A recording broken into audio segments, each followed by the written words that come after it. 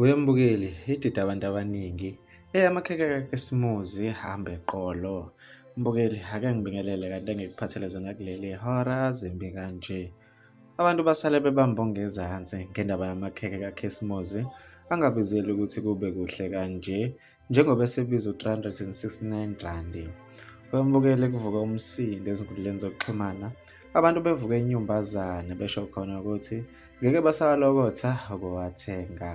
Kanti ihlukene imibono yababukeli mayelana nalolu daba.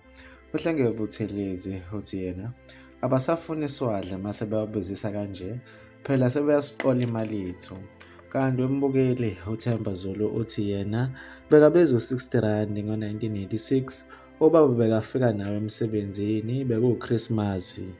Mbukeli bekuzona-ke lezi ebengikuphathele zona kuleli hora. Bekuvo lakho ku-comment section. Ngizokubamba kwenye video elandelayo. Sala kahle.